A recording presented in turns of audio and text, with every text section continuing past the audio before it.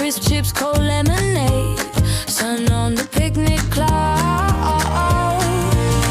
No hype, no extremes, just what feels right. Trust your body, babe, you do not have to fight. Fad-free food, that's the move. Beth says choose what brings you through. Fad-free food, peace in view, no guilt today. Just me and you. We laugh with sticky hands, napkins in the grass. Someone takes a second scoop and no one has to ask. Goals in our back pocket, dreams with room to grow. Strong enough for real life, that's the only road I know.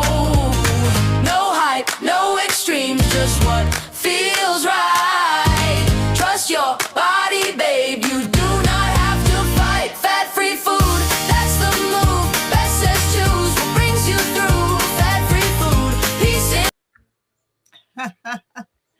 That's great. I love it. I know. When I got so excited, I was just jumped right in.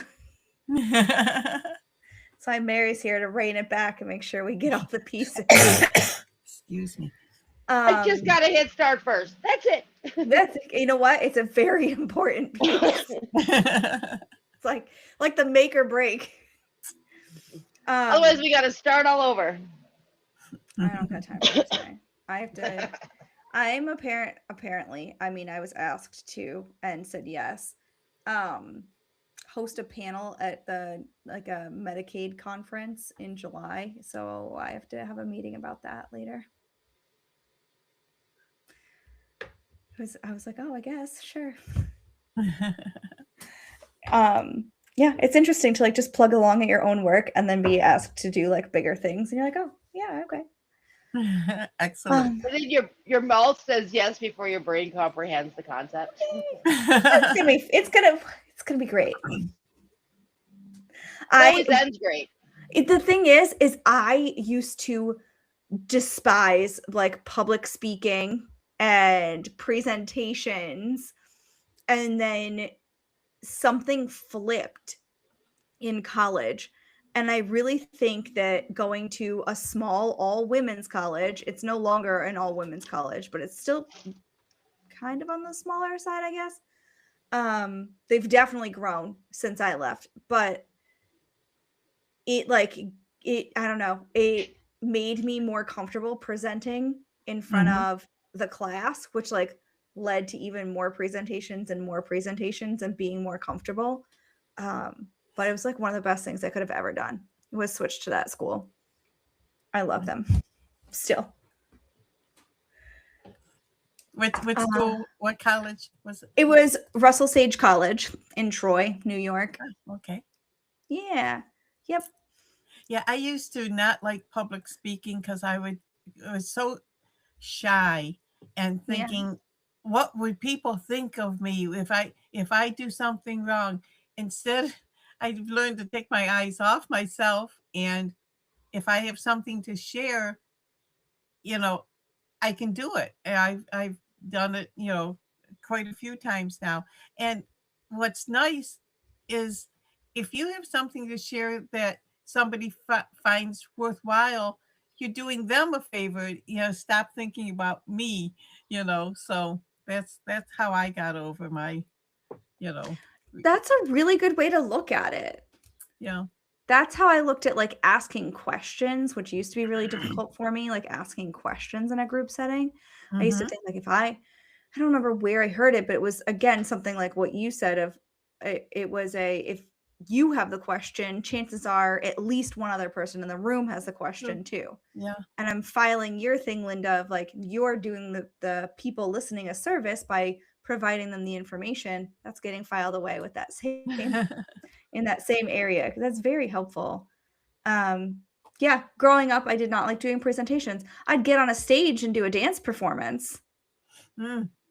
But you usually, as long as the stage is big enough, and the bigger the stage, the more comfortable I was, because you can't see the audience. Oh. The lights are so bright. Sometimes you could see the front row, but most of the time you couldn't see anything. So it was like being alone or with like your group that you're used to from class. Right. Right. So, yeah, I was thinking about that this morning too, because my daughter's having trouble with like practicing for their little end of the year concert. She does not like being on stage at all. Uh, See, all Yeah. through high school, we were in a singing group. And there was just 5 of us, but we sang coffee houses, senior citizen. We were big on the senior Oh, I citizen like circuit. that. It was started because we sang the folk group at church.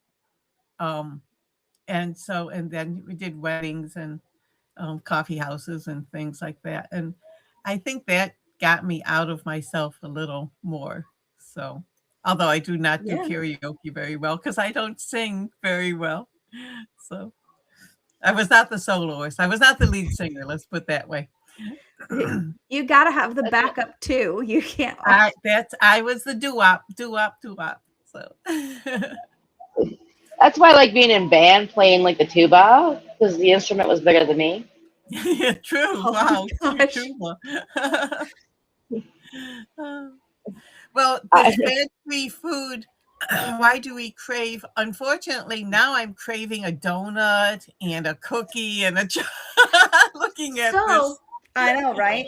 So these foods that are on this graphic are perfect and completely coincidentally, because I did not give Mary all of my notes or anything, line up with the ones that are in my notes.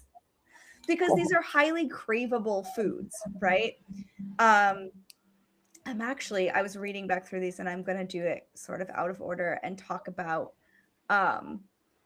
like ultra processed foods, because we started kind of talking about that with fast food and how things are engineered to be craveable, and then get a little bit more into cravings, right? So what we're looking usually with our ultra processed foods, they're higher in sugar, salt, and fat.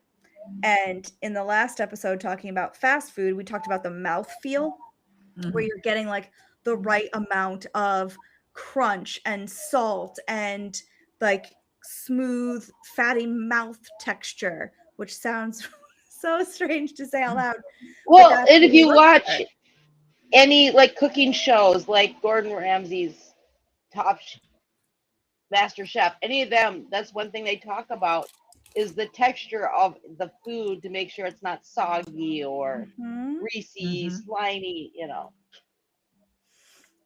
It makes a difference as to whether or not somebody comes back for more, right? And with restaurants, a chef has that knowledge from their education of how to make the food like that, right? On a kind of like individual dish basis. But then when you get into like industrialized food, right? So like processed food, it's engineered to be that way. You have essentially scientists in the background that are figuring out like, okay, what is that like sweet spot of like, this is enough sugar where it doesn't taste too sweet, but you're going to want to come back for more, and it's going to be better than the bread you would make at home. Or like, okay, this is how much crunch it needs, or this is how much fat it needs so it doesn't feel dry when you take a bite. But that is a whole like food science area, right? Where people are doing this research to create a certain product. I mean, I see the cookie in the picture and thinking about like what's going to make it a chewy cookie versus a crunchy cookie, and there's a market for both.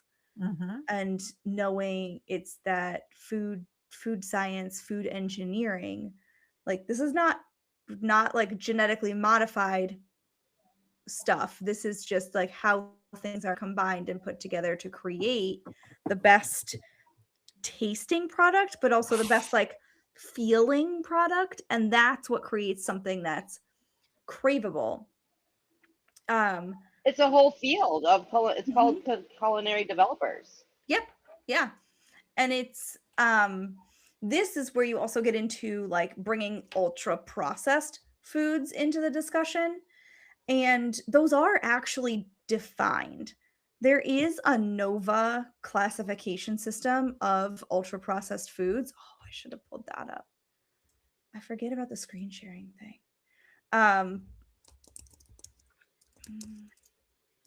Nova ultra processed food. Is it? I don't want it to be like from a random organization is the only problem. So I don't want to just take the first one.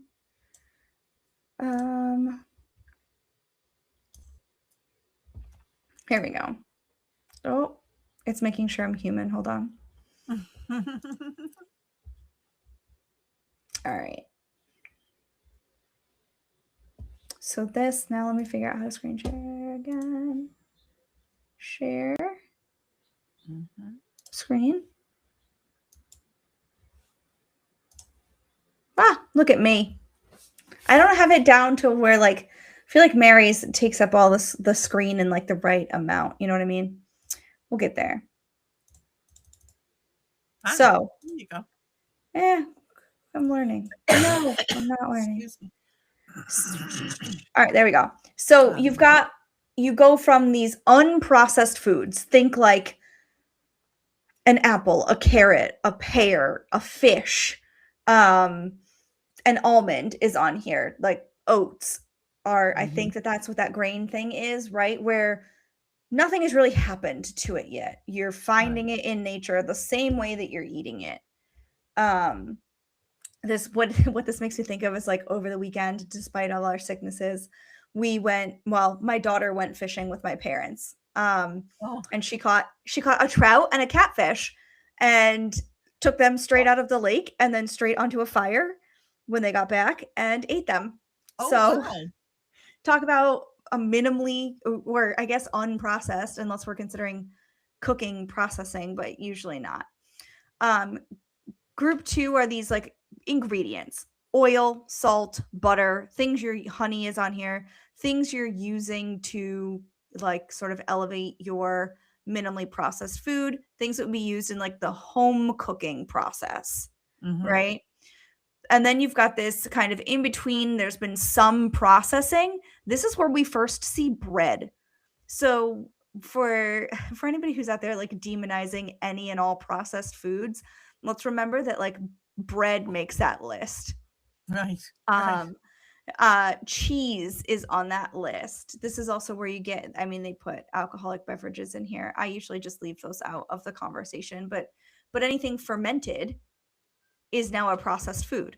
So yogurt, right? Sauerkraut, those are all then processed foods. They've gone through some kind of thing, right? The cabbage has gone through a fermentation process and become sauerkraut, right?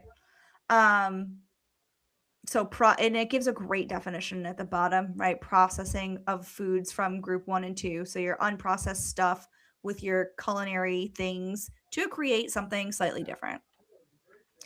Ultra processed is where you're combining more things together. So usually you've got some sort of fat, some sort of sugar, and some sort of salt, all of our craveable things all coming together in one product. And this is like the ice cream, the cookie, pizza's on here, chips are on here. So it's got more like multiple steps, multiple processes, and you're not going to find it kind of like in the wild. What I find interesting, and it's not completely clear with definitions yet, and there was a call for input for like federal guidelines around defining this. It was probably almost a year ago. But things like you see French fries on here, right? But truly that's just potato, salt, and oil, or whatever you're going to fry it in. So it's like, how is that not a group 3 processed food? Why is it a group 4 ultra processed food? And this is where you get into, does the definition need to include the method of cooking as well as the ingredients? And it depends on what kind of a French fry it is, because some French fries are French fries. kind of like a tater tot, you know. Oh, tater tots. I have not had a tater tot in a minute. Tater But tots some in the French deep fries are fry. just not cut up fries. Some of them are actually made. So So yeah, but there's a whole, when doing like food consumption research, there's an entire section that's just like deep fried potato products, right? Seriously, to encompass any kind of French fries, tater tots, chips that have been fried. They all fall into that deep fried potato product um, section. So it's and the idea here is that as we get to a higher level of processing, you're starting to lose out on some nutrient value. Even as you get into processed foods, like bread is a great example. Most bread is fortified with B vitamins because you lose them during processing. And so then they're added back in later as part of the processing.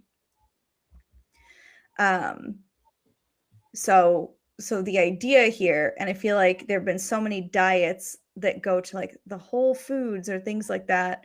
What was it, like Whole 30 or anything where it's like returning to like ancestral eating, is really pushing you towards this unprocessed or minimally processed food section.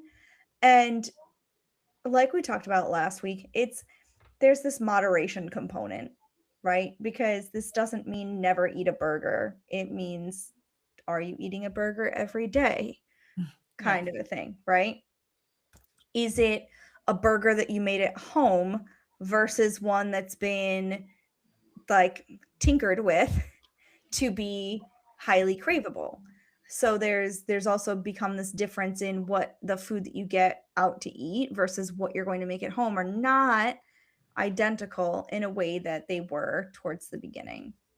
so Uh, question for you when we're talking about Please. processed foods. So when it comes to like hamburgers, beef, ground beef, Hmm. the different levels of how much fat is in it, Oh is yeah. it really that big of a difference? I mean, yeah. Oh, yeah. So with ground beef, like if you go to the store, take a look. You can typically get like a 70% lean. So what that means is that in that package, 70% of it is meat and 30% of it is fat. Okay. So it's telling you how much fat content there is to it. So there's typically like 70, like 80 or 85, and then like 90, 93, 95. Um, and this is where you get into what are your goals, right? Do you want something extremely lean, like a 93, 95, which then becomes like difficult to make anything with because the fat helps Right. hold it together?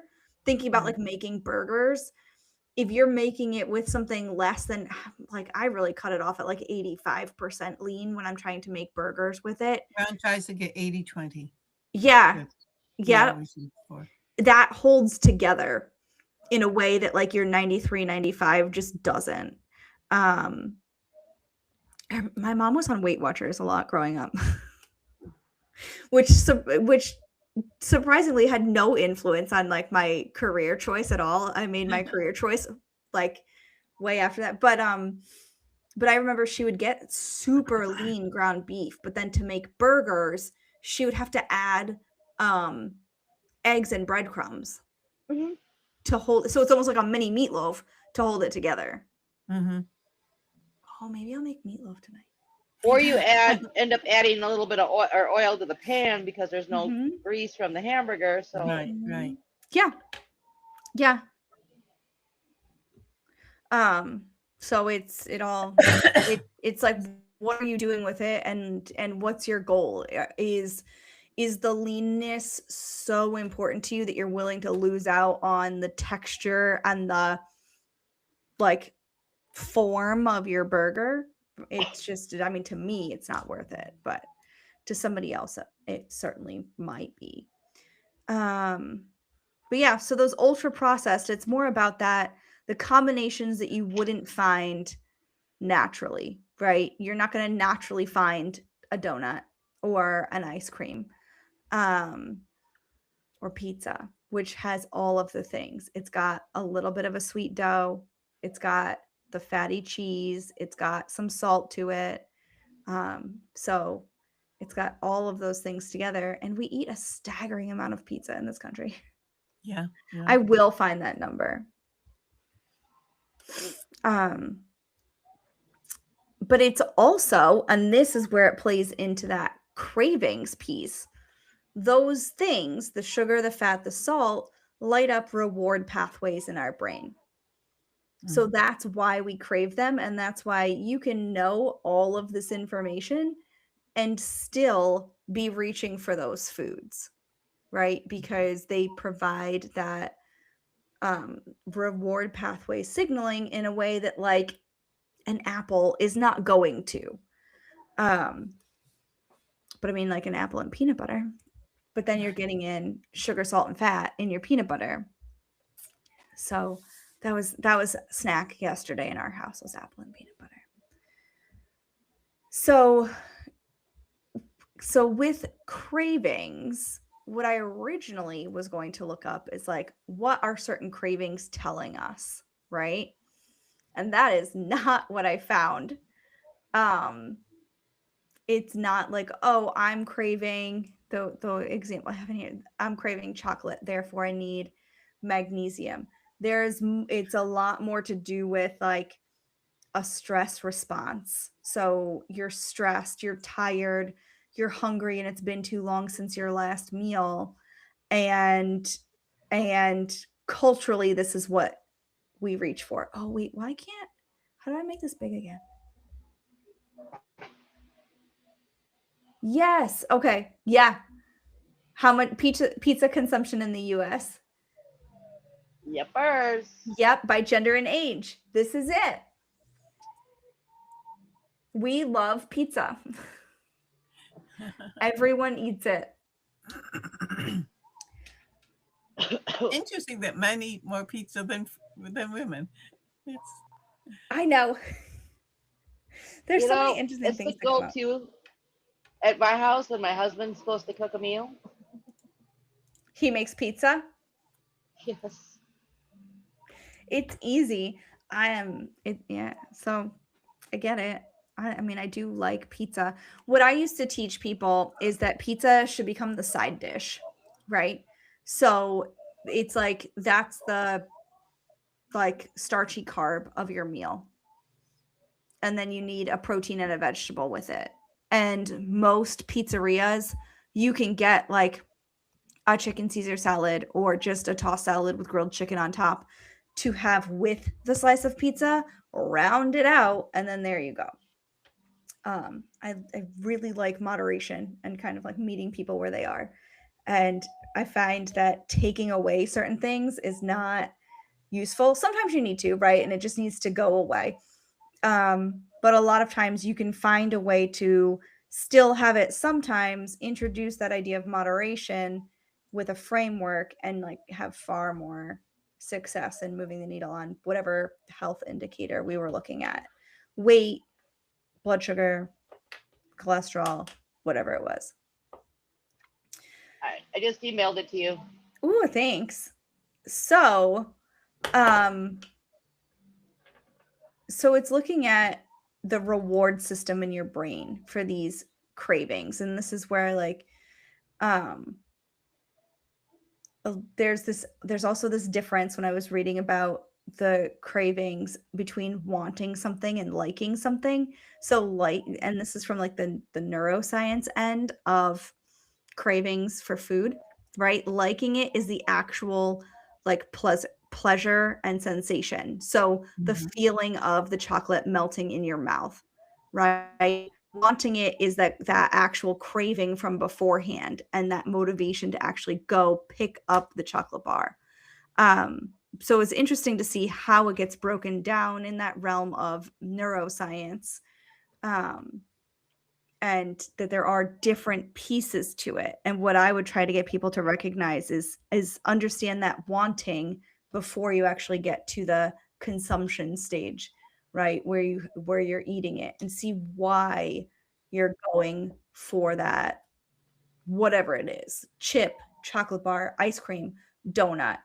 Um, are you, like I said before, like, are you hungry? Are you tired? Are you upset? Are you bored? And there's usually some sort of additional reason behind it that has nothing to do with the actual food. You're like seeking out that dopamine signal, right? Um, oh, what is this? Oh, yeah, yeah. Oh, good old brain. It runs so many things. And then there's also, in addition to that, right? So that signaling where you're like meandering through the kitchen and you're like, I need a little something, right? But then there's also patterned behavior that goes along with this too, right? So if every afternoon you go and you have like an afternoon cup of coffee or tea and you've always had a cookie with it, right? Your brain just recognizes that that's the next step that's supposed to go along with this. So you sit down, it's around the right time of day, you're in the right spot, you have the mug of whatever, and your brain like expects the cookie. And so you feel like something is missing because you haven't You don't. included it, right? We're still very much driven by these like primitive pathways in our brain, but we live in a world that has such high access to the things that used to mean survival that we don't need to necessarily worry about anymore. Um, so yeah, so for that one with like the cookie and tea or coffee, mine's tea right now.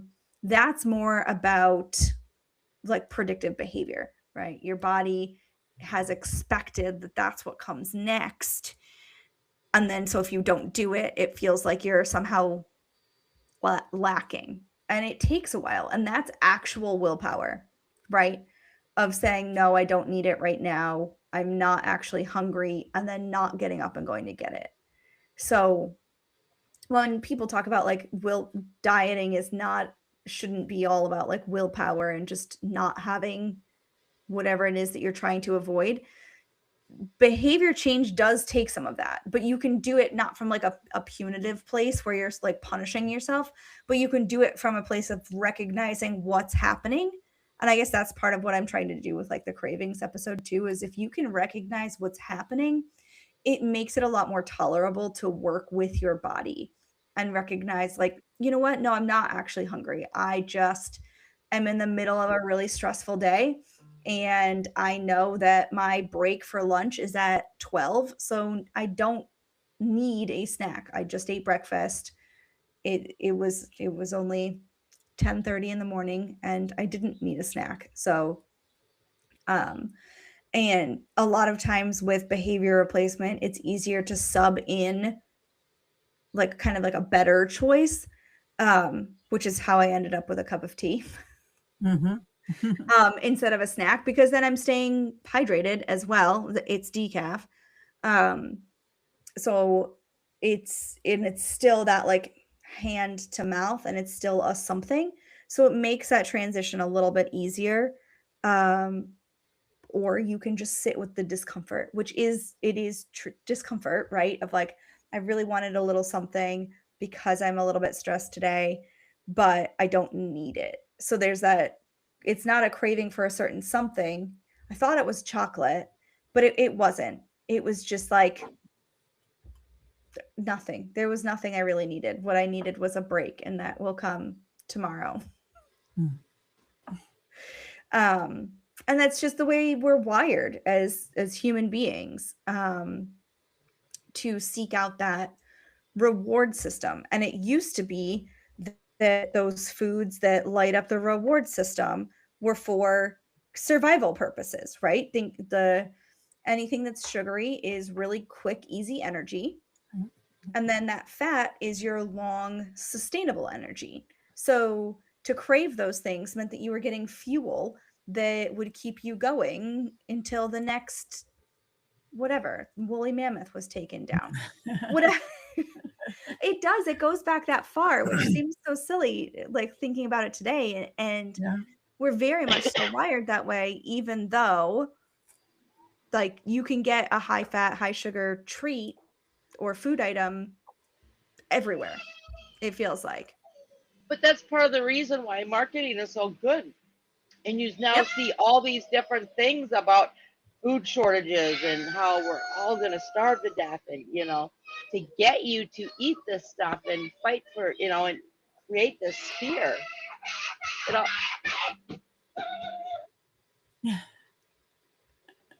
I'm sure it hurts. I cannot imagine having a broken arm as a child or a broken anything as a child. Um so One it's thing like too, it becomes a kind of a habit. I remember when I was doing Weight Watchers, one of the gals said that she'd sit down in front of the TV and always have either popcorn or chips or some salty snack. And it's become, so she said what she did to get, it was about like 10 o'clock at night. She'd go in, wash her face, give herself a facial, and brush her teeth because after she brushed her teeth, then she didn't want to have to eat again. oh, So there you she go. kind of changed her habit, you know, and she said it worked some days, just to break. It didn't break all the time, but Yeah. it broke the the the habit. Um, and because sometimes eating a certain food can become a habit. It's like, well, Yep. but I always have ice cream in the evening, or I always, and you don't need it. Maybe once a week you can have ice cream. At least for me, I can. If I have it more than that, it's not good. Um, but a lot of times snacking is just habitual instead of a need of anything. 100%. And especially with things like popcorn, it's like, oh, it's popcorn. It's not that bad. And you're right. Like popcorn's a great snack, but it also comes down to like, is it a habit or are you hungry? Right. Right. And I love that idea of she brought in a new habit that was actually taking care of herself. Mm-hmm. Right. Yeah. And so probably provided some level of like essentially like emotional comfort that Mm-hmm. the food was previously giving. Um, and it does, I mean, eating can actually regulate your emotions to an extent. And it really also depends on the person.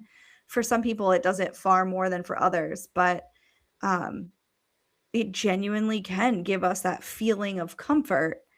And it's really easy and we're wired to reach for it, but there are other ways to do it, right? Like that going in, washing your face, doing a facial, brushing your teeth could potentially provide that same like, oh, I've been taken care of type Mm. feeling Mm-hmm. the snack did.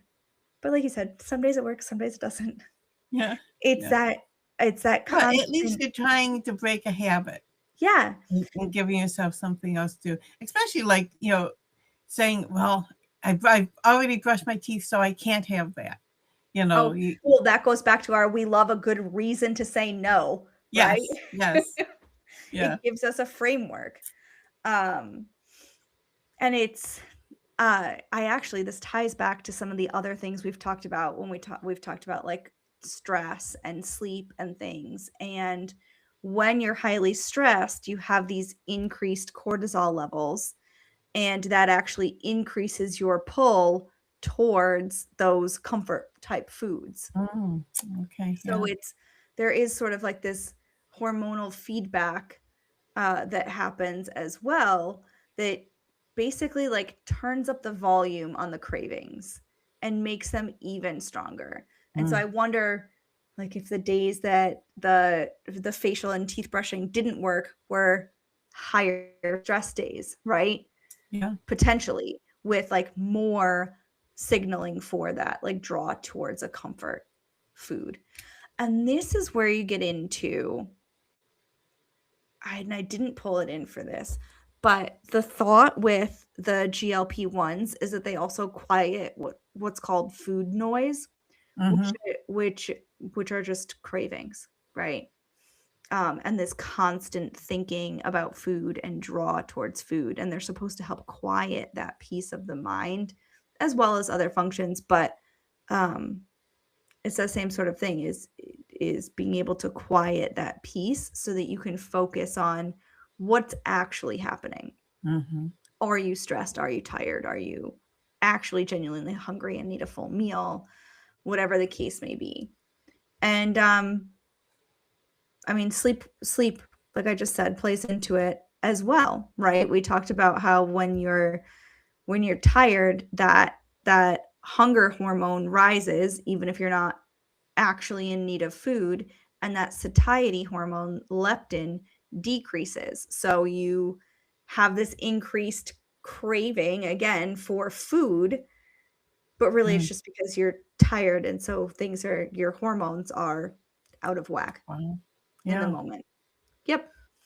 Yeah. Hmm. And so finding a way to like create that pause makes such a difference when it comes to cravings, because then you can see why they're actually there. And it's not so much a mineral deficiency. It's more of a like social determinants of health type deficiency. Like what else is happening around your health outcome that needs to be addressed, right? Why are you stressed? Do you need a nap? Yeah. Yeah. You know. And being able to like recognize that makes such a difference. But it's hard. That's a really hard thing to change and learn to do, because you're working against these like very well established pathways in your brain that have been here for many, many, many generations. That's just how we are. So yeah, so this is interesting. This is not where I thought my research into this was going to go at all, because there is this like underlying thought of, oh, okay, well, if you are craving chocolate, you need magnesium. If you're craving chips, you need salt. If you're craving ice cream, you need calcium or something. And it's really more about the like habit and emotional component, and then our like the cultural influence too, in terms of what is craved, right? Mm. So what Mary was saying about like marketing comes into play, because if you're constantly marketed certain things, or a certain like trope of like, oh, okay, I'm stressed, I'll go for a piece of chocolate. Or also like, what did you see growing up? I saw my mom go for chocolate. Or if you see a TV, if you're Yep. sitting there watching TV and a commercial comes on, touting, the deliciousness of something. Oh, Red It's Lobster like, commercials used to always get me. yeah. I know. Ron just sent me an email. Red Lobster, the only one around here is in Canada. He keeps wanting to go to Canada to go to Red Lobster. It's like, Ron, seriously. But yeah, if you guys go to Canada for dinner, like it's not. Well, yeah, we go to Canada Yeah. for dinner all the time because there's some restaurants up there, and that they don't have here. So, yeah, but still, we don't really need Red Lobster, Oh gosh. and spend Whenever $60 on dinner plus yeah. the time travel. It's yeah, so it's like we look for meaning behind the cravings, and I feel like it's almost easier to say, oh, there's a nutrient deficiency, than to look at it from that habit and emotional component, right? And I mean, then you get into things like, well, if you're chronically stressed, that can actually lead to some magnesium deficiency, but you would want to go get that checked before turning to like a magnesium supplement, right? And there are ways, like you can, one, get it checked and see what your magnesium levels actually are, and two, chocolate's not that great of a source anyway. You'd want to go for like nuts are a great It would have source. been a good excuse to have chocolate. Oh, 100%. And we love a good excuse. Well, a good way to like rationalize it. That's like drinking red wine because of heart condition. Oh my gosh. Yeah, no. Grape juice will do the same thing. Purple grape juice. Without the effects of alcohol. Which is funny because then I left alcohol out of any of this conversation too. It's not that I'm against it. I just have always framed all of my like professional discussions in this arena around like food and water and not and like completely left alcohol out of the discussion. It's just not where I ever take my professional like food discussions. Mm. I've had it but it's I've always done it on like a very individualized case by case basis. Yeah.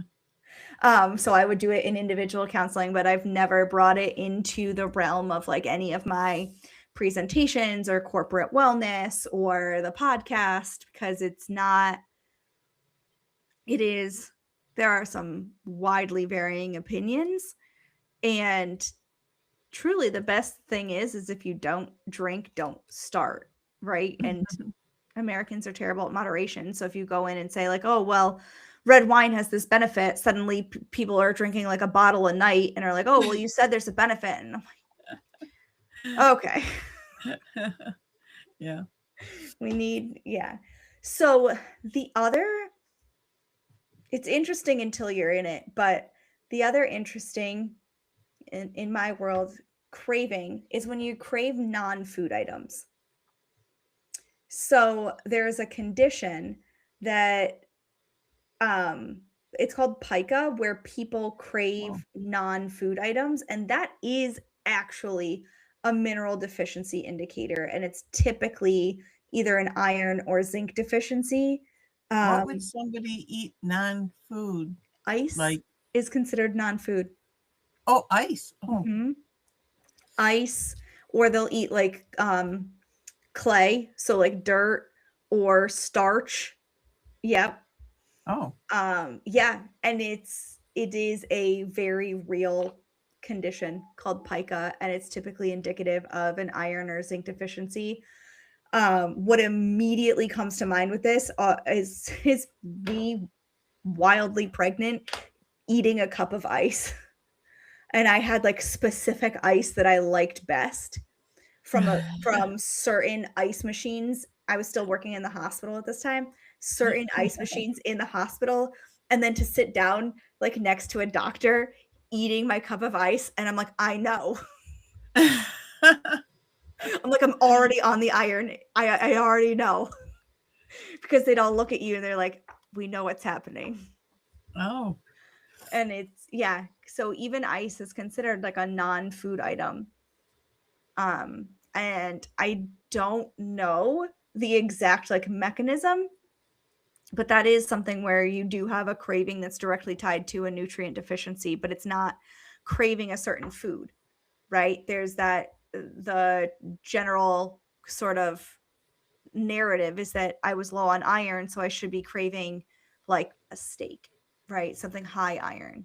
But that's not what happens. It's ice. Thank God I didn't eat dirt. But it's very real, and you have to like approach it in a very like non-judgmental way with patients like that, because otherwise they hide it from you and you can't help them. So you can't be like, oh my God, you ate dirt. It's like, oh, all right. Well, so what that tells me is let's test your iron levels. And you just sort of very neutrally approach it and move on and fix it. And the craving goes away when the deficiency is fixed. oh, wow. Yeah. Yep. That one's real. I think, yeah, we are not touching artificial sweeteners today. I'm definitely saving that one. So it's interesting. It's like we have these natural cravings for foods that were supposed to be the ones that would help us survive. And it's like those were taken and then engineered and marketed into these ultra processed versions for like the benefit of a company. And what I'm hoping we see is a little bit of a swing back towards not like we're not talking about like a completely unprocessed raw diet, but like a swing back towards eating food that's not been like engineered to be craveable.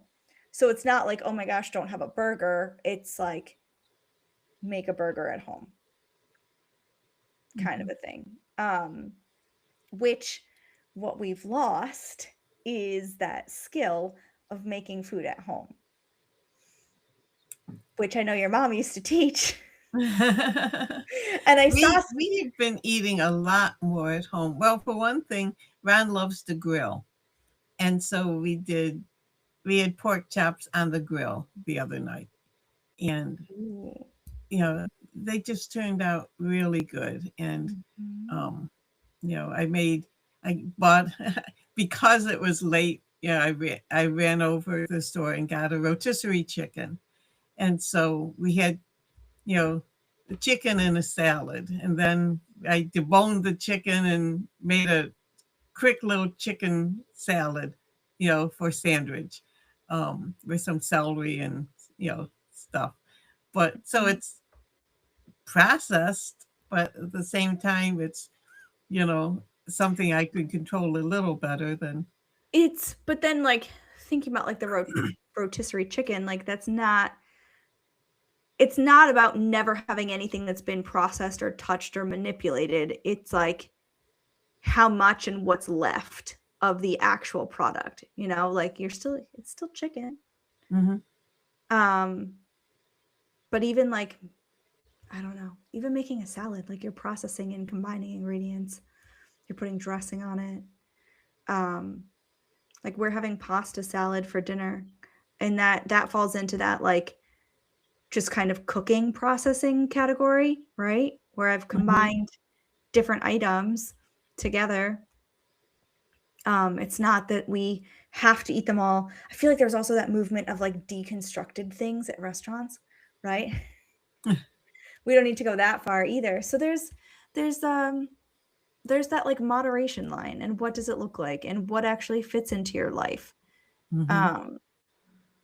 I know for us, like it doesn't necessarily fit into like cook something every night in the sense of making like a big dinner, but maybe it's egg sandwiches, which sandwiches were like the most eaten food item in all categories. And I'm like, now I don't, yeah, because it's an easy handheld thing.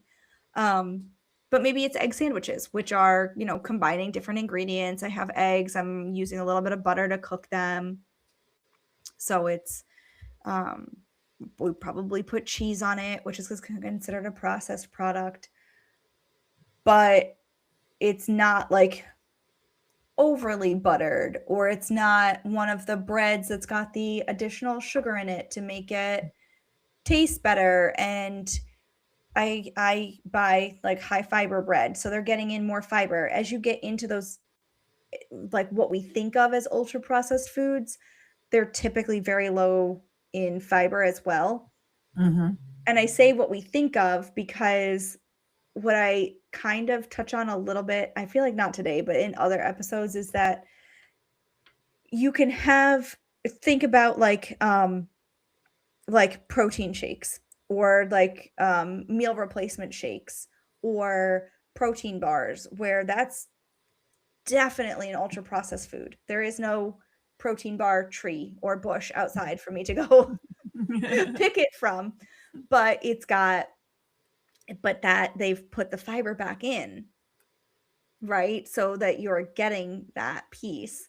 Mm-hmm. And so it's like, well, where do those things fall? And where does it fall when somebody needs like tube feeding or formula, right? Mm-hmm. Thinking of like infants, that's extremely processed and Mm-hmm.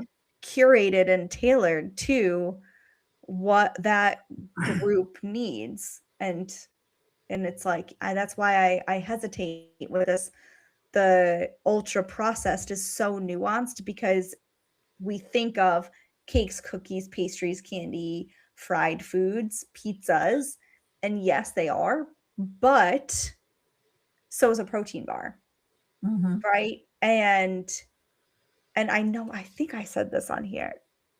I don't, when we talked about ultra processed foods a little bit another time, of like, what then happens when I've got like an ambulance driver or a police officer that can keep a bar in their pocket and eat that and not skip a meal and still have fuel versus Right, like they right. can't shove a rotisserie chicken in their pocket with like a couple carrots. Like it doesn't work. Sometimes you need different things to keep you going because the world is different, Right. right?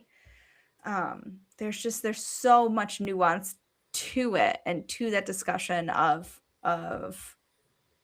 the kind of like morality of ultra processed. I don't like. It's more of like, where does it fall in what you as a person need? Mm-hmm. Yeah, it's actually all I got because I'm not touching artificial sugars in 3 minutes. Oh, wow. yeah, I looked up. I'm like, there's no way. There's no way. Which is a topic for another day. It is, absolutely. And I didn't touch on like the food addiction section either because we get into cravings. You can talk about like food addictions and things like that. And technically, like overeating can get to the level of being considered an eating disorder. And we don't think about that. We think of eating disorders being like extreme restriction, but you can have like a food addiction type situation and be on the other end of the spectrum and have an eating disorder where you're overeating as well. But anyway, so there's my 2-second clip on that piece, and then we're going to leave the entire section on artificial sweeteners for next time. All righty. Ease it out. Sounds like a plan. Sounds like a plan. Well, thank you, Beth, and thanks, Mary.